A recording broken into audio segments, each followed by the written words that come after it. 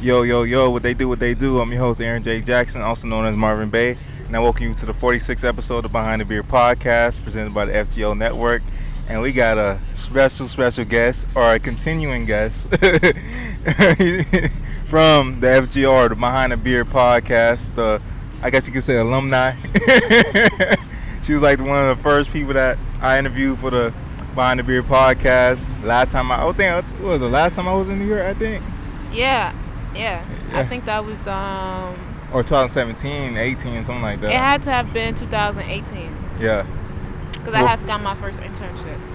Yeah, at the Coco and Breezy. Yeah, like, yeah, that yeah, was yeah. like right before I had the interview. right. But enough said. Zizi, Nicole. Hey everyone, what's up? What's up, Aaron? How are you doing? Shit, we big vibing in New York, man. I love coming out in New York, man. It's a whole big vibe out here. You know, I don't know why New York it's exciting. It's just on the go, always on the go, Yeah, fast. it's finally opening up, Right. and I'm super, happy to be outside, and this is the perfect time. It's like the perfect time for you to be out here. Right. How you doing? Yo, Prince just seen somebody. Right. Prince, sit. That's my dog, Prince. Yeah, we big vibing. They Got the dog here. be with me. curious. But so for people that know who you are, introduce yourself. So for people that don't know who I am, my name is Zizi, Nicole Zizi. I'm a designer. I would say artist, more of an artist, but I do design, and I'm also an entrepreneur, so I have my own business. Okay. So how was 2021 for you this far? You know, through the 2020, it was kind of tricky because due to the coronavirus. But how's 2021 treating you so far? I think 2021 has been very it's been like unexpected. Everything has been unexpected. Right.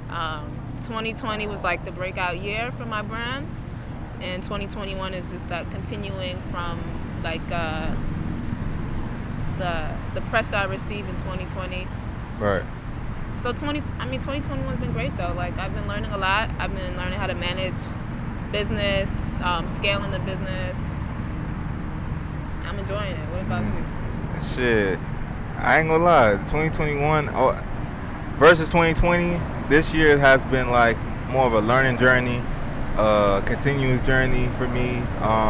Growing, learning more about the business side of everything, taxes, Yeah. managing, all the three businesses I've incorporated. So it's like it ain't easy, but shit, it becomes stressful and overwhelming. But it's part of the game. So 2021 been good for me so far. Yeah. as well. Definitely it's been a learning experience. Right. So let's talk about what's been new from you since the last time we talked for our interview and stuff like that. I mean, so much has happened since 2018. In our first interview, I was starting my business. Like, I had initially I had a jacket that I had just completed the first sample. Right. And in between, Prince. Oh, he's being bad. He don't be barking like that. My bad, y'all. But sorry. So basically, just been building a collection of items that goes with my brand. That really just building the collection. Like, that's really what I've been trying to do. Building a fashion collection, kind of going into different industries, seeing how I can really branch off and expand outside of fashion. Right. Because a lot of people, they see me as a fashion designer, but I just see myself as a designer. And I kind of want for my brand to be more, not more than just fashion. Because I wouldn't say I'm like a fashionista.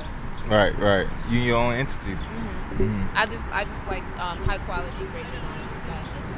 Right. And when I first started the business, it was just like fashion was the most accessible to me at the time. Right. Yeah, because that first interview, I actually listened to it one time, like a few weeks ago, and I was like, wow, like just seeing how you grew, like from them 3 years, like you always been doing it, but it was like at that point in time when you was like how you say you created a jacket, and then now seeing how you evolved and trying to branch out into like collect, like have a whole collection and shit like that. So like when you look back at that interview, how do you feel? Like, you know what I'm saying? Do you feel like, damn, I achieved a lot, I did so much? Yeah, I do think I achieved a lot in 3 years. I mean, sometimes everyone's business grows at different times, but Right. mine's grew really quickly, and I think that's what I wanted. I I didn't think I didn't really know if that was something that would be possible, like in 3 years. Right. Because I always expect for things to take time, so it's always been like, even now, like I'm kind of shocked, like where I'm at. So you in magazines and everything. I mean, I wouldn't say it's me, it's the brand. I mean, I have people like you, like photographer, that came and shot the photos. I wouldn't be in the magazine if I didn't have a photographer that was helping me. Nah, that is true. A whole team. Yeah, exactly. So, definitely like grateful. I'm in a grateful space. Right, right. So for the people that don't know who you are as a whole, how was your upbringing like? You know, I know you grew up out here as well, and then you have ties to Florida as well too. But for people that don't know who you are, you know, explain how your upbringing was growing up. I mean, I lived in Florida and I lived in New York. My mom, I grew up with mostly my mom. Like my parents have been separated since I was like young. My dad has always lived in New York. My mom lived in Florida with me, and she raised me until I was old enough to move and do things on my own and go to college. Right. But in between those time periods, I spent time in New York, like visiting my father. My mom, a teacher. But she's also her own.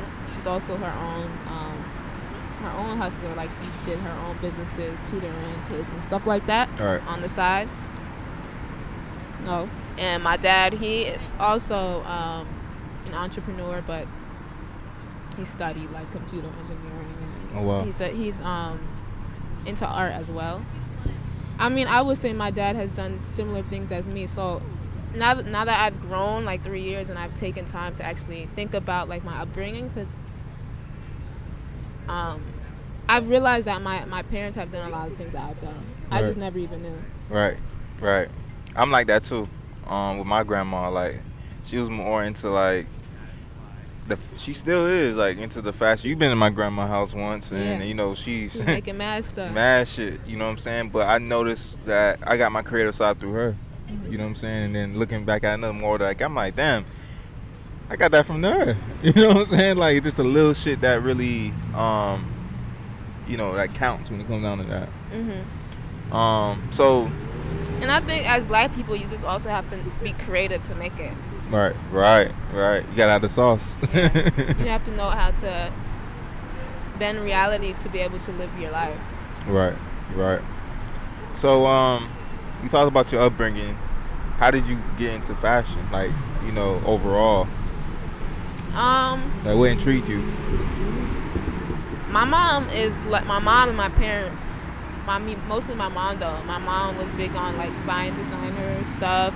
My dad too, but like I was with my mom probably like 70% of my childhood. Right. 60%, maybe 60%. I'm gonna say 60% of my childhood, and she would always buy like Ralph Lauren, like you know, just designer things, and she would always want me to have that stuff. So I would go with her to the mall and stuff and find stuff that I liked, and she would put me on the designers and stuff. But like in school, people wouldn't really wear like those type of brands and stuff. So it would be like, I was like, yeah, I want Nike though. Right. I want Air Forces. Right. A polo, and when the polo started to be like more in tune, then I'd be like, yeah, mom, I kind of want polo now. But that was more like child, like you just kind of like follow what everyone else was doing. Right. But I would say like she put me on to like just being in stores and seeing like how a designer brand is ran, like how it looks like, what type of products to make, the quality, all of that stuff.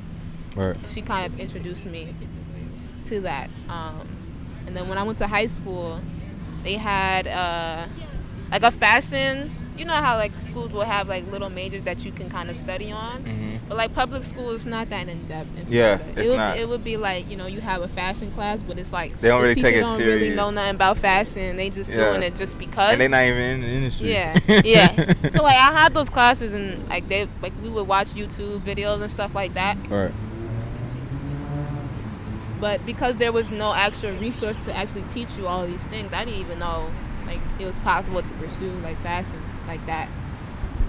But in my high school years, in my high school and middle school years, I think I was in a collective, and we would like make beads and like screen print shirts and stuff as a collective. Right. That makes sense.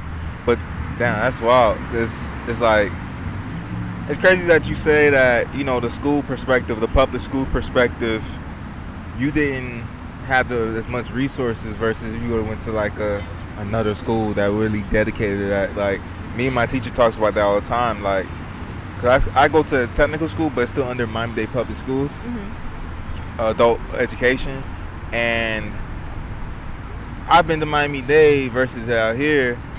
I mean, I have a good teacher. I'm blessed to have a good teacher, but we always talk about how like the teachers that's in these programs at the school, they don't really.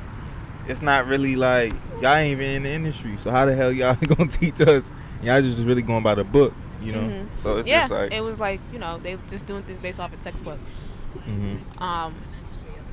Which the teacher was an awesome teacher. I actually loved the teacher that I had for those classes. Right. I had her like all 3 times, like all 3 classes, and then I had like some business classes. The business teacher was great though. Like he was trying to get me to join DECA, like the little entrepreneurship group, which I should have did. Looking back at it, right? But I didn't want to be in like a nerdy group. Right. I wanted to be cool. Right. I feel you.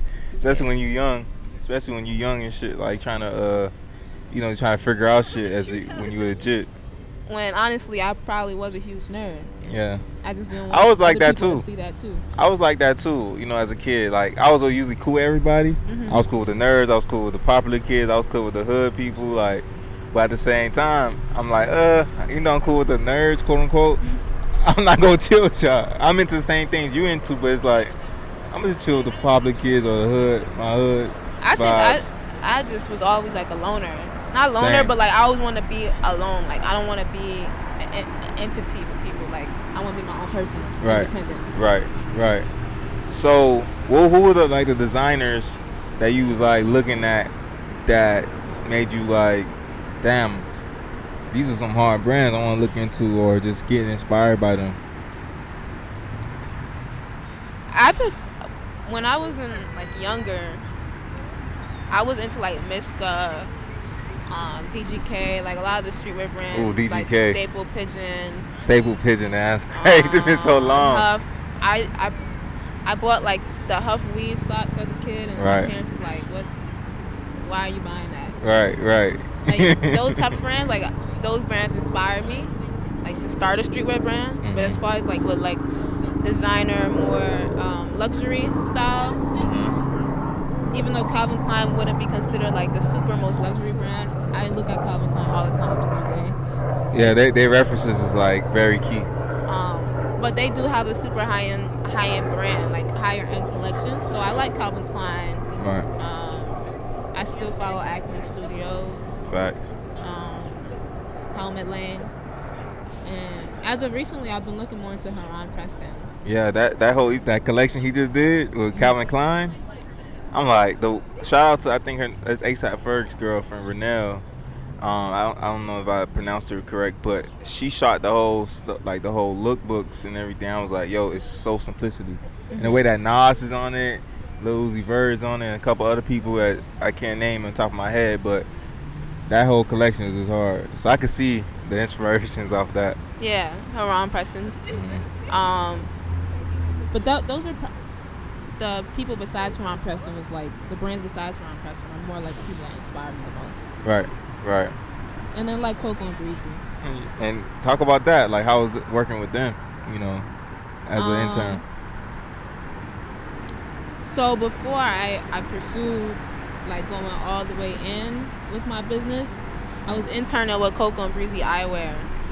And They're two black women, and they have some dope eyewear. They've been in New York probably for like 15 years, just pursuing what they've been doing. Right. And they've been through all the different things that you go through as like an entrepreneur trying to start a business, and to see like how far they've come. Because I've heard about them before I moved to New York, just off MySpace, because they were like social media famous. Right. And working with them and seeing how they work and seeing that it is a possibility, like it is something that you can achieve as a black woman.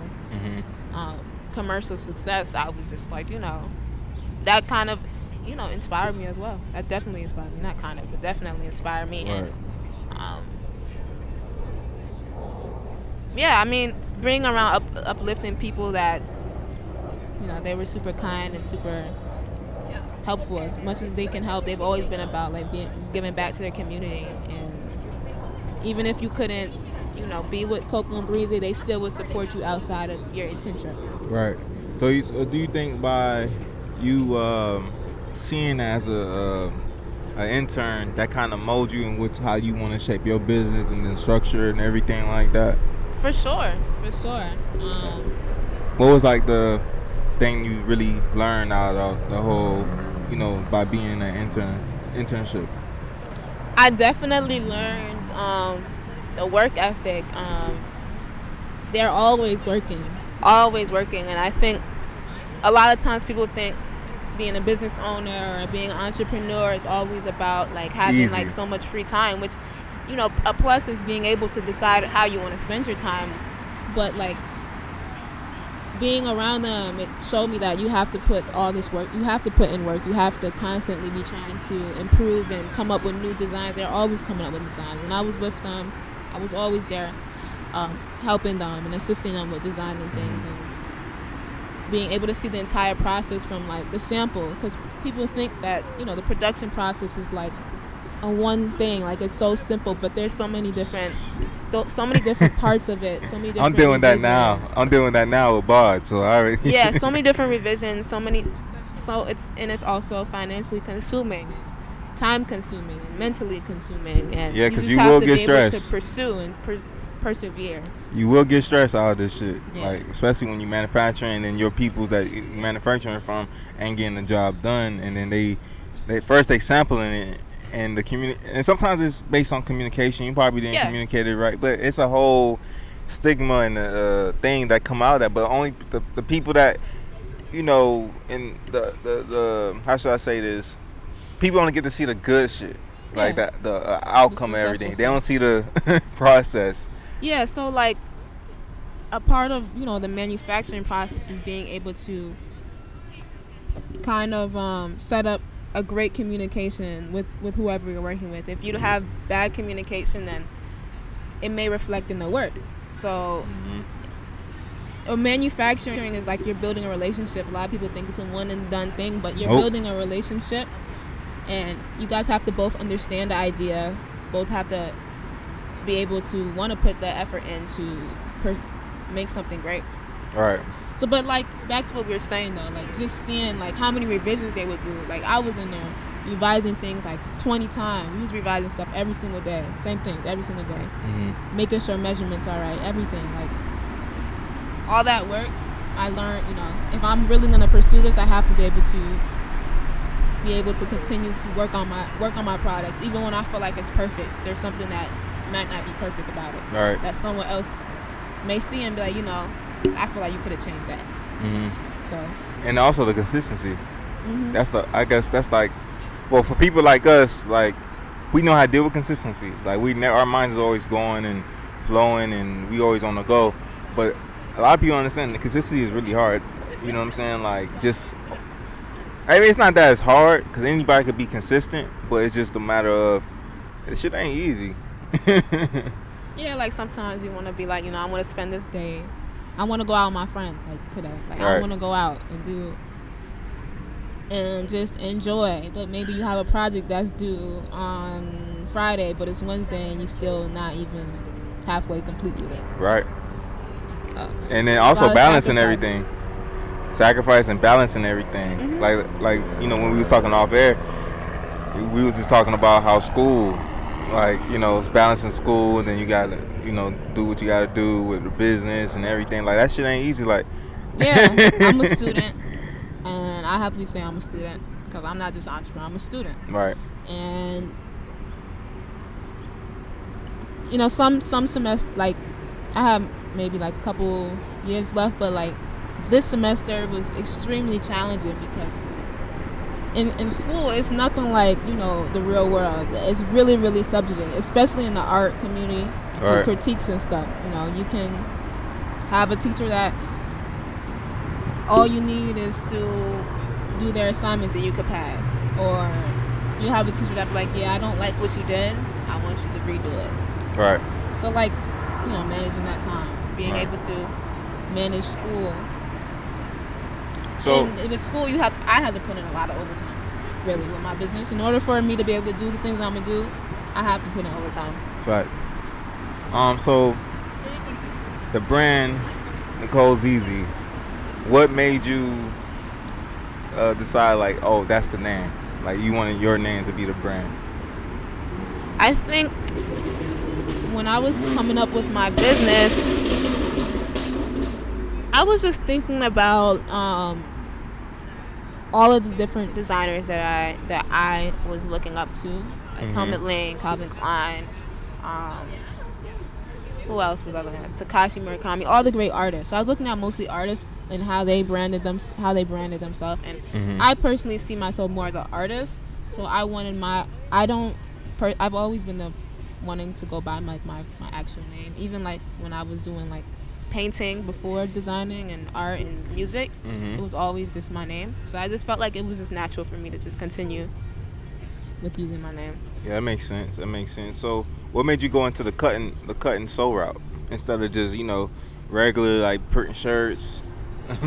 Get you a little sweatshirt. It ain't nothing wrong with that, but yeah. You know. For me, I think in order for me to get my concept across, in order for me to stand out as like a business as well, was to pursue cut and sew. Because to be honest, a lot of people start their brands with t-shirts, and there's so many great t-shirts, and there's nothing wrong with it, but I know that in order for me to stand out as a brand, and I wanted to first start off with cut and sew, and then go into other things. Right, like especially when you got like the bags on top of that, and you know, not only just the bags, you did the fucking whole denim shit. Yeah. That shit was like, when I remember when you sent me this shit, I was like, oh shit, okay, I see. I was like, oh shit, this is some different shit. And that made me like, oh, okay, I know what type of ball game she's headed for. You know what I'm saying, when it comes down to that. Thank you. Yeah, I think as an entrepreneur, people that are starting businesses, it's always best for you to think outside of what you normally see, like the first thing that comes to your mind. Facts. In order to make your business stand out. I agree, because you know, we look at, I mean, my favorite brand, one of my favorite brands, I would say, is Stussy. You know, just seeing, and that's more like the streetwear lane. Well, that's what most of this shit is, but the streetwear lane, and the way that they market and the way that their pieces and shit like that. They, even though they do screen print shirts and stuff like that, but they'll have the screen prints mixed with accessories. The accessories mixed with, like, you know, they probably do like some workwear shit. You know what I'm saying? Just like shit like that really intrigued me in a brand. Like, but you know, it's like, I don't know. Yeah, I think it's a marketing thing. Yeah. That was one thing, and also when I was starting my business, I was looking at a lot of different materials, fabrics, and things like that. Before I was working with Coco and Breezy, I also had a job. Right. Oh wow, that's overtime. Contract job with Erica Doring, and she used to be my professor at Parsons, and she had her own private business, and she was my teacher for sustainability. So when I was working with her, I was learning about sustainability and like just different materials. And I would put it on my Instagram and Twitter, and people would respond very well to it.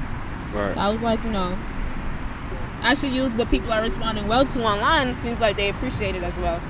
And then also on top of that, this is another thing. I was reading a book, Damon John, and how he started his business and how he was making his business stand out. It was something as simple as like the price tags that he was, like the hang tags. Right. He was doing it completely different from everybody else in order for him to get picked up at trade shows from buyers. Oh wow, especially around that time too. Yeah. So what would you say is like what was or had to been like the obstacles that you face or the struggles that you face coming up in the game? The main struggle is finances. That's Right. finances. But also, I think finances, because if you have a great concept for a brand, I think being able to go into different products is easy because you kind of have like a formula. At least for me, I had a formula. Right. But I needed more capital. Yeah. So finding that capital, applying for them business credits, cards, and stuff like that. Especially where we come from, is like they not using that as an excuse, but it's one of them type of situations. It's always It's not an excuse. That's reality. what it is. Yeah. That's what it is. Like the reason why we don't see many black businesses is because of the capital issue and resources. And and it gets. I'm not gonna lie. It's stuff that is like coming from where we come from. It gets overwhelming and stressful because it's like, damn, you want to overachieve, but since we don't have the capital, it's like, damn. And sometimes I don't blame people for quitting because it's like, bruh, I got bills I gotta pay, and sometimes people got kids, and that's another another things on their back that they gotta face. So it's just like it's just hard. It's hard. It ain't easy, and then especially doing what you're doing, and you have to talk to the manufacturers. And then you spending money for them to, you spending money and then they'll mess you up and then you gotta spend another check. That's why you need that design to be perfect, so you don't have to keep doing something over and over again. Especially on the tech sheet, you have to make sure that shit like to the T, like the measurements and everything like that. I mean, you could get away with some stuff for your first prototype, but more so having something that communicates to people like what you're doing. Right. Because the first Yeezys wasn't the greatest Yeezys. Say it again. The first Yeezys weren't the greatest Yeezys. Oh yeah. When you look back at it now, like you like this shit. I wouldn't buy the first pair of Yeezys. I mean, if I were like to compare designs, I probably would buy it just to have it. But like to compare designs, the new Yeezys are way better than the first ones. Right. So talking about materials and everything like that, what would you say has to been like, or what materials would you say you try to avoid from? Because I know that you're very more into the organic of making things and stuff like that. Yeah, so I'm into really limiting as much environmental impact as possible. So like the one on my list, like try to use as least as possible is like polyester, plastic based materials that aren't recycled, or they don't have some type of sustainability or some certifications, because there's a lot of gray line with polyester and where it's coming from and how it's being affected, how it's being made and processed. Polyester is plastic, and plastic creates a lot of it's plastic. It's just another word for plastic. Just the making of polyester is very toxic for the environment and the people that live in the area. A lot of times people don't think about how their design affects the people around them. And I learned that in school, and especially with like plastic, because plastic is very, very toxic, and to be honest, it has a lot of cancer-causing carcinogens. And the process of making plastic products or products made with plastic is it can be toxic if it's not done in a sustainable method. Right. So the ones that you avoid, you talked about that. Which ones do you love to make, or what type of materials that you like to make? So I will jump at like cottons. I'll jump at mostly natural materials, cottons, hemps, jutes, linens. Anything recycled though. Like I like recycled products, especially products that you can trace back, like where it's coming from, like recycled products that are traceable. That makes sense. Go ahead. Because recycle materials it's interesting. Like you can make great stuff with plastic, and I see why people like to use it. You know, the Yeezys have plastic. A lot of shoes have plastic in them in order to create form. Like in certain products, I appreciate plastic, but I would stay away from it in like terms of like clothing and things that people really throw away pretty frequently. As much as possible, I'm assuming. I didn't know that. I ain't really think of it like that. Like, you know, probably the soles will be plastic. You know what I'm saying? Like, I'm looking at the Yeezys right now. They look like the outsoles and the bottom, like it's like a little bit of plastic in it. Yep. Damn. You learn something. And that's why shoes will last forever. Like you can have a pair of shoes for 20 years and just restore the soles. Because the shoes that they made in the 90s ain't what it is today because of the technology of it as well too. You know, because you hear about Jordans like from the 80s and 90s, you'll but they'll break. Them though. Yeah, like there's like the soles on sneakers crack. That's just like that's just what happens, but it's restorable. Like you can there's people that restore sneakers from 20 years ago. Wow. Yeah, that is true. I do see little videos and that, but even with that, that's like wow. It's early 2000s. They ain't have that. You know, I remember like seeing homies in mine in school. They had Jordans from like, you know, the 91s, like, you know what I'm saying, some threes and shit. And that shit look like it's halfway cracked. You know, I had the mellow 2s from 05, and that shit end up cracking. You know what I'm saying? I end up having the 06 Black Cats. I'm just end up cracking. Yeah, you know? Yeah. I had when I was in middle school, I bought my parents bought me the what is it, 11s, but I can't remember the name, yo. It's been so long ago. I stopped collecting Jordans after a while. Yeah, me too. I had some 11s with like the icy sole, and you know, naturally like those soles. Columbia's probably. They turn yellow. Yeah, they turn yellow. Yeah. But you're able to restore that too. Only reason why I noticed is because I was in a shoe group and like my homie Nadir, he would restore shoes and stuff and like shout out to him too, by the way. Yeah, super creative.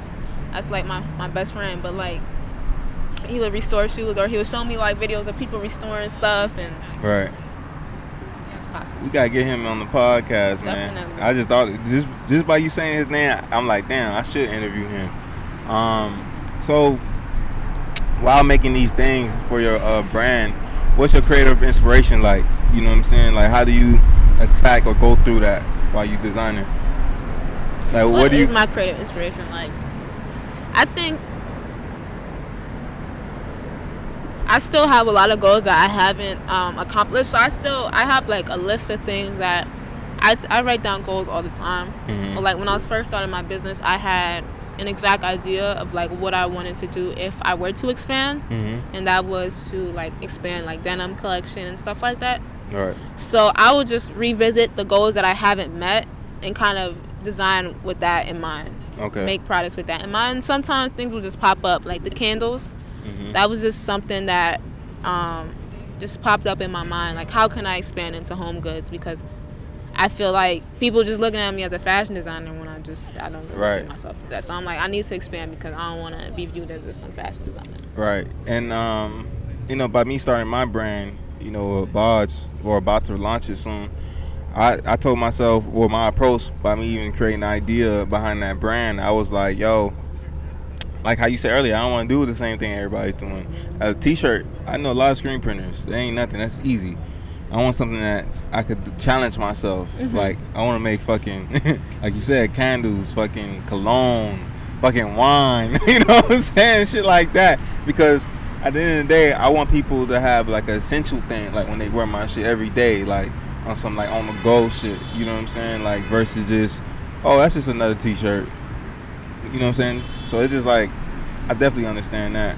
Trying to, I wouldn't say prove a point, but you just trying to, I feel like it's to enter you. I think, yeah, and that as well, like, I was also diving back into, like, what I wanted to do.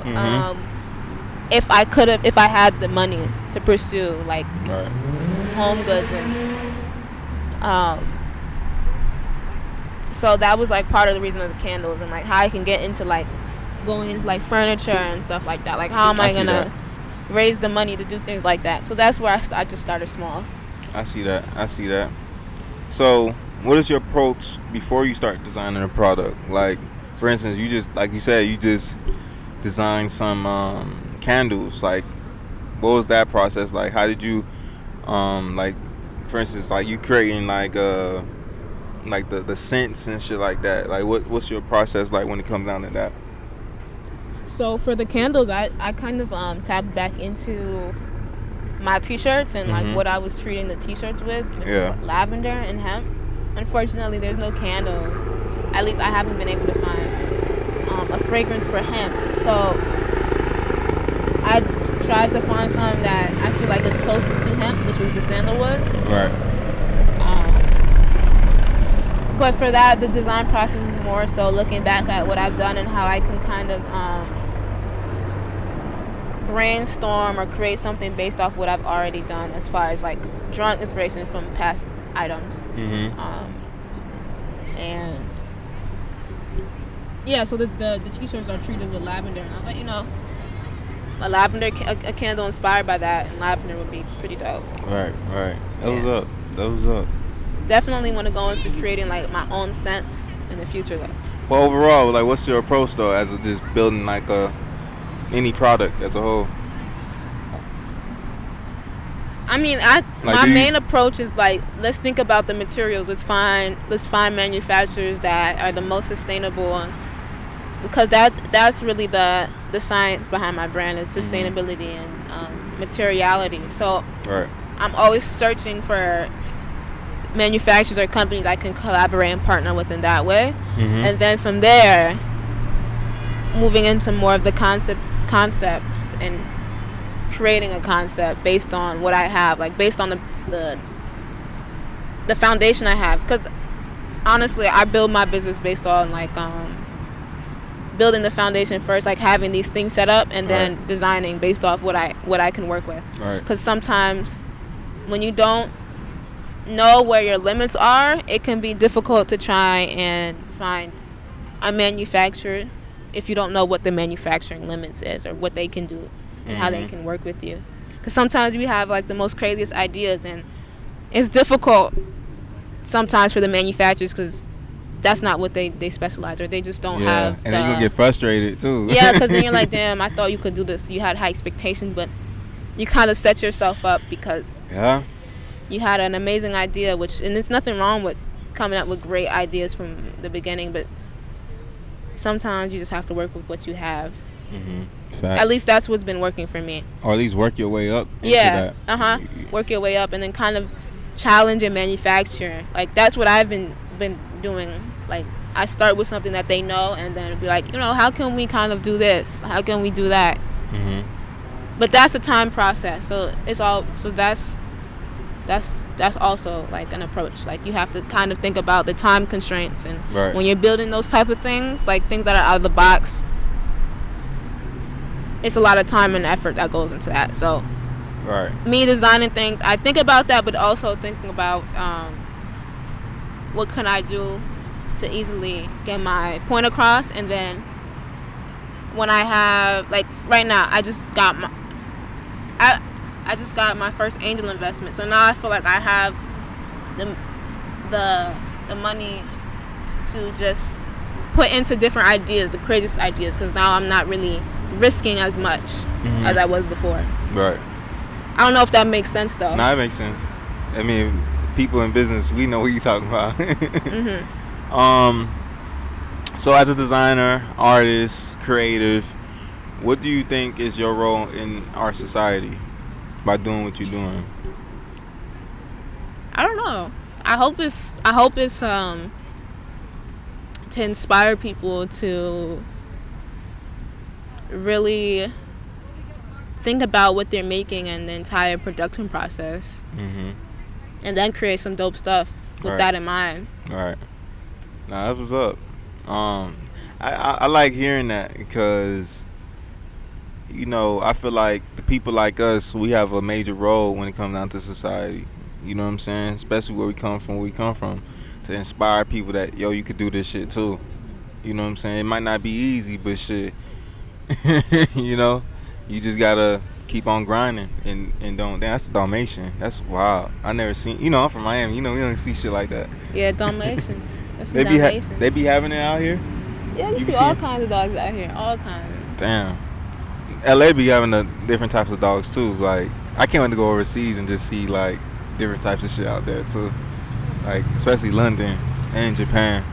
But anyway, we got distracted. But yeah, definitely I agree. Like to inspire people to be able to pursue business. Mm-hmm. But I think anyone can pursue business. But I think it's important to know that what you create needs to be high quality. It needs to be in order to succeed for years. Mm-hmm. It needs to be high quality. It needs to be the best thing that you can create in your life. I mean, it doesn't need to be high quality, but in order to succeed for years, 10 years, 20 years, to be able to create a brand, it has to be high quality. Nobody's gonna want to continuously buy cheap shit.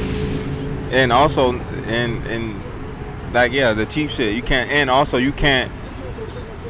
What's the word I'm looking for? You can't be comfortable. You gotta always. You have to want to pursue. That boy jamming too.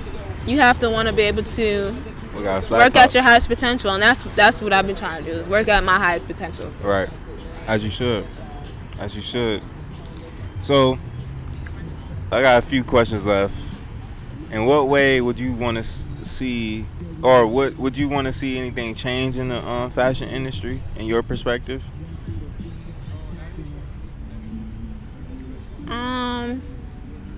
Of course.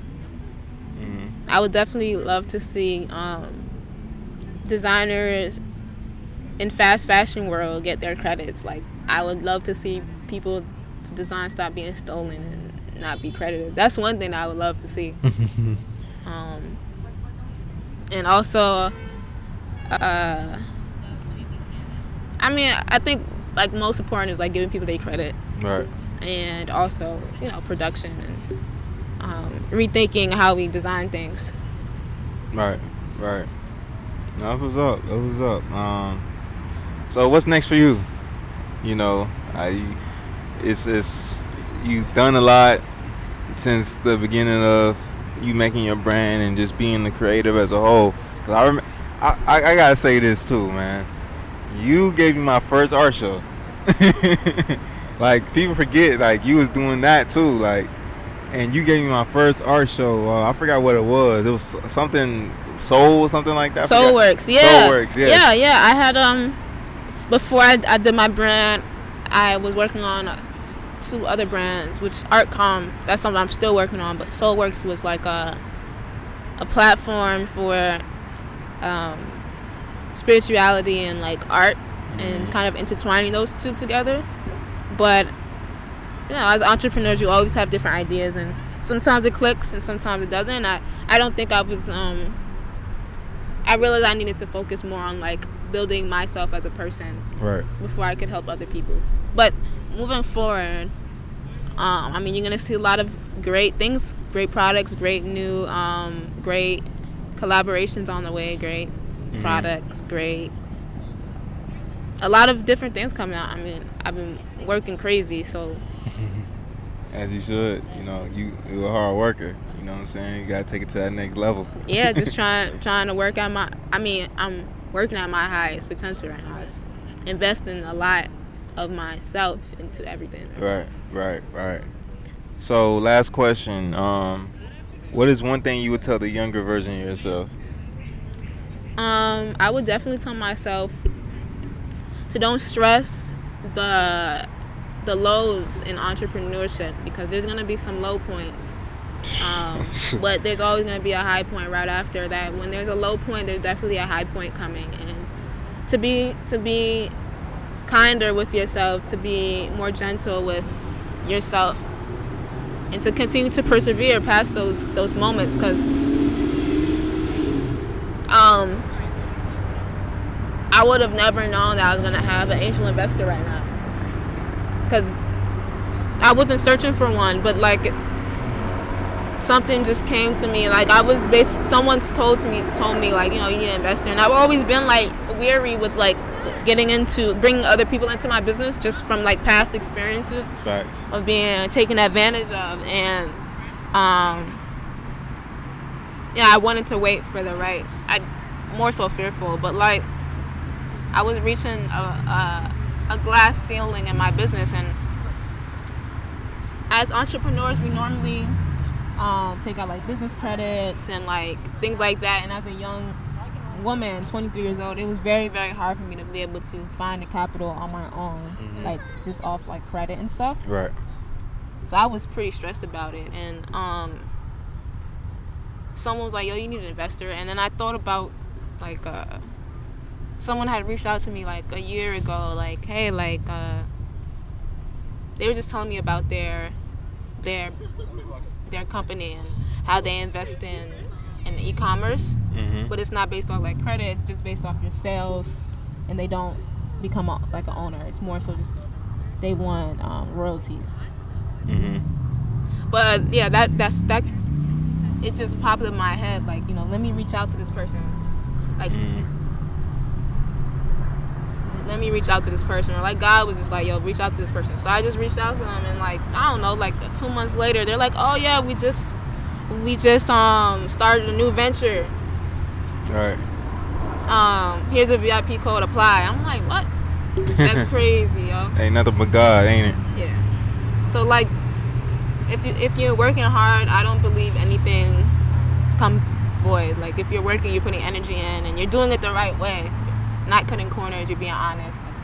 Even when you don't see the shit right in front of your face, you gotta walk by faith, not by sight. Yeah, but also definitely you have to definitely have to put the effort in, because if I never sent that email, I would have never known that was going on. Right. So also continuously work, but don't stress yourself out. Don't hurt yourself in the process. Right. So, I mean, this is episode 46. Yeah. Thank you for having me on. No, thank you for coming in. I came pumped for this interview. I'm not gonna lie. I'm like, yo, I got so much stuff to talk about. Therapeutic. Yeah. I'm like, it's been 3 years. There's so much I want to talk about, yo. So for the people that are trying to get a hold of you or want to get a hold of you, how can they reach you? You can follow me on Twitter, Nicole Zizi. She be speaking that talk on Twitter too, man. You can follow me on Instagram, Zizi Nicole.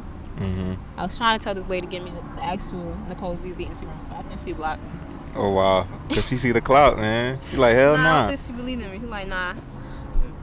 This is before everything happened, but Instagram, Twitter. I think that's it. Yeah, I think that. Yeah, your website. I got a TikTok, but I haven't been TikToking yet. But what's your website? NicoleZizi.com or NicoleZiziStudio.com. Okay. So, any last words, or are we good? Think that's good for you? No, I think that's it. I'm good. I said my 2 cents at the end. Keep persevering. All right. So, we still in New York with it, man. It's episode 46, man. We got a couple more interviews down the line in New York, man. Very happy I'm out here. We big vibing. We bringing Miami to NYC. But yeah, man. I'll see you next week. I see you next week, and have a good week.